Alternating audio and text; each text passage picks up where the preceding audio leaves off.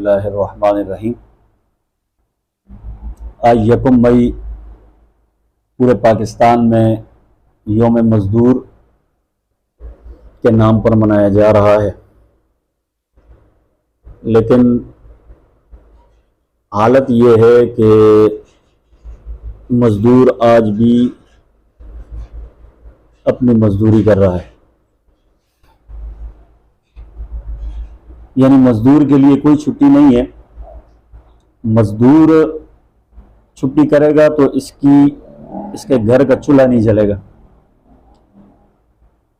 गोया कि यूं ये मालूम हुआ कि आज का दिन मज़दूर का नहीं है, बल्कि आज का दिन उन लोगों का है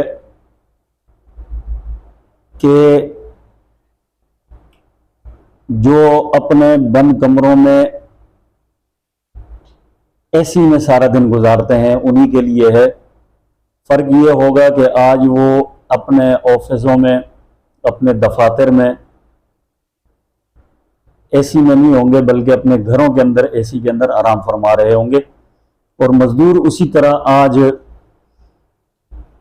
धूप के अंदर, गर्मी के अंदर वो कहीं ईंटें उठाते हुए नजर आएगा और कहीं आपको बेलचा और गेंती मारते हुए नजर आएगा और अपना पसीना बहा रहा होगा।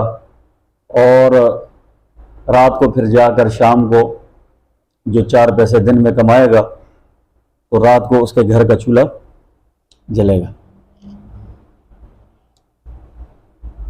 उमूमन नबी अलैहिस्सलातु वस्सलाम का इरशाद, हुजूर अलैहिस्सलाम ने फरमाया कि मज़दूर को मज़दूरी उसके पसीना खुश्क होने से पहले दी जाए। लेकिन हमारे मुआशरे के अंदर आज क्या चल रहा है कि मज़दूर को एक उस नज़र से देखा जाता है,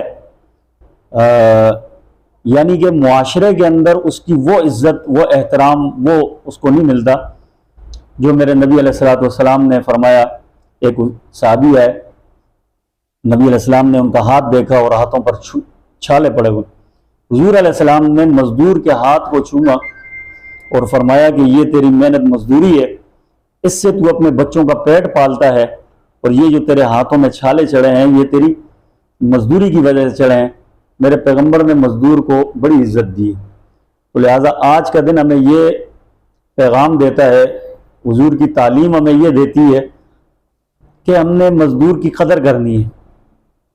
और हमारे यहाँ मजदूर तबका, खुसूसन मुल्क पाकिस्तान में, मैं सबकी बात तो नहीं कहता, बाज़ जो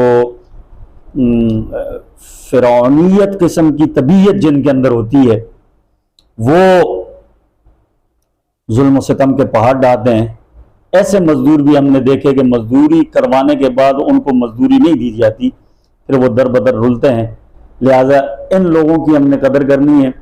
और ये वो लोग हैं जो हमारे मुल्क पाकिस्तान का असासा हैं, ये वो लोग हैं, ये मजदूर तबका है, किसी के आगे हाथ नहीं फैलाते, अपने खून पसीने की कमाई से अपने बच्चों का पेट और अपना पेट पालते हैं। इन लोगों की के साथ सिर्फ डे मनाने की हद तक हमने इनका साथ नहीं देना और इनके साथ खड़ा रहना है, इनकी मुआवनत करनी है।